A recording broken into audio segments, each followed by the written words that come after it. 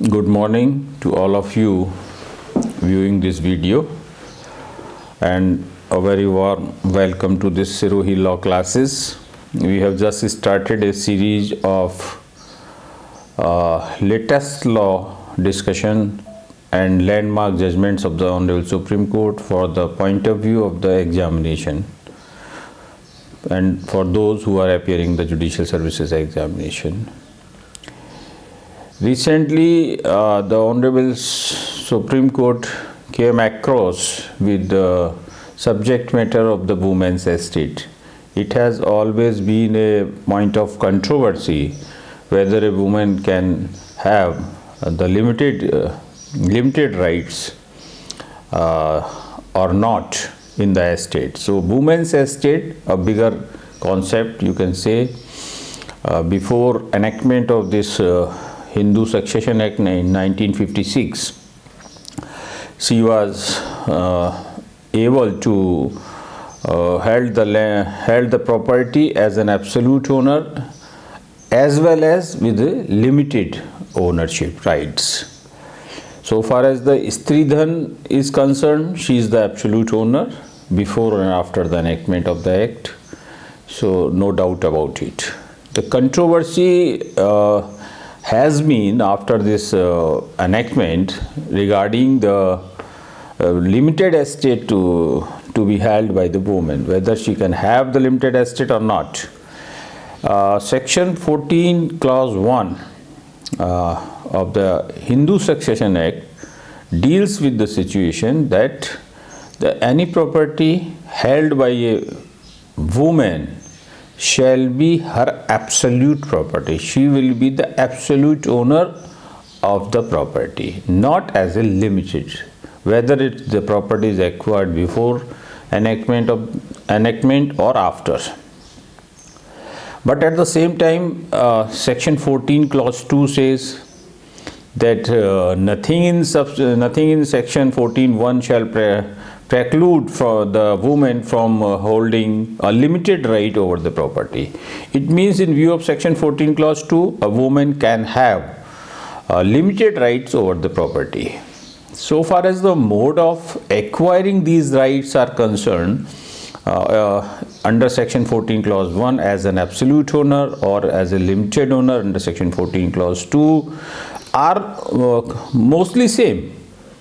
It may be a will, it may be a disposition, it may be a court decree, and so on.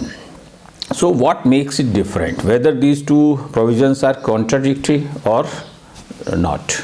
These are not contradictory, and you may apply, and it has been applied by Honorable Supreme Court, the principle of the harmonious construction, where two provisions of law which appear to be in contradiction to each other must be given effect to the extent as far as possible.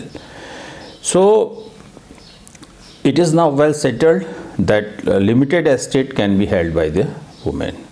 The first case in this regard came in 1977 in Tulasamma case, in which the Honorable Supreme Court held that maintenance rights, right to maintain, is a duty of the husband even after his death. So the right to be maintained out of the property of the husband is the right which already exists in the property with regard to that woman, though she is not the owner. So when by way of will the husband bequeath the property for the lifetime of the woman for the purposes of the maintenance, in lieu of maintenance or for maintaining her, then those rights will matured one into an absolute right, though the document might have provided that she will be the limited owner. The section 14 clause 1 will come into the play, and the net effect would be that she will be the absolute owner. But if the document itself says that she will be the limited owner, as in this case the recently Jogiram versus Suresh Kumar decided on the 1st February, the Honorable Supreme Court followed the Tulasamma case and again reiterated the same view. What was that case? I just brief you. a husband bequeathed his property half share to his wife and half share to his son, and made a stipulation in the will that any revenue or income generated out of the half share to be allotted to the wife shall be given to her, and after her death the property will ultimately go to inherited by the son. So the intention of the testator was very much clear, that the entire property was to be inherited after the death by the son, but so long as his wife is alive, she must get the benefit of this, but she will not have the absolute right regarding alienation in the property. So limited estate was created. What happened? This lady transferred this land, assuming herself to be the absolute owner, to third party. Then a suit was brought by the son, and suit was decreed by the civil judge, learned civil judge, saying that it is a clear-cut case of section 14 clause 2, and she was the limited owner, and as the will itself stipulated that she will not be the owner, she will not have the selling rights. So sale deed was void, and sale deed was consequently cancelled by them. First appeal was preferred before the additional district judge. District judge confirmed this judgment and dismissed the first appeal. Again, the second appeal was preferred to the High Court before Punjab and Haryana. Haryana High Court set aside both the judgments of the lower courts and held that she was the absolute owner, and in view of section 14 clause 1, and she was having the transferable right. So the sale deed executed by this lady would be valid one. So again the matter was, this decision was challenged before the Honorable Supreme Court, where this decision has been passed on 1st February. In this decision, the Supreme Court clearly followed the Tulasamma, the landmark judgment on the point, and reiterated the same view that if the rights are in lieu of the maintenance or for maintaining the wife, lady, then these rights will be covered by section 14 clause 1, and these rights will be matured as an absolute right, because these rights, the reasoning was very important. The reason given by the Honorable Supreme Court was that these rights are already existed. Nothing new was created. No new right was created or given to the woman.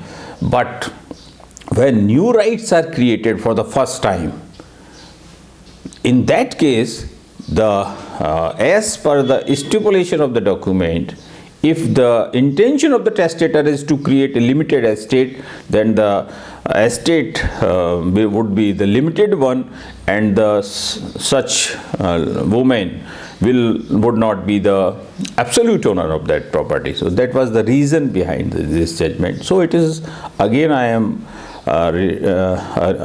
would like to put in other words that now it is a settled proposition of law that a woman can have property as an absolute owner as well as a limited owner, depending upon the circumstances. And again, if the limited estate has been created in lieu of her maintenance or for maintaining herself, then it would not be the limited estate. It would be converted into an absolute estate, and she will be the absolute owner of that property. So the controversy in this regard was set rates, and another aspect was also there. There is a pendency lis pendens, principle of lis pendens. Honorable Court recently reiterated its earlier view, thus that mere pendency of litigation would not make any transfer made by one of the parties void, because the principle of the lis pendens simply says that the transfer would be the subject of the outcome of the litigation. So it will be subject to the outcome of the litigation, and this controversy has now been set at rest. Hope you might be able to understand it. Thank you.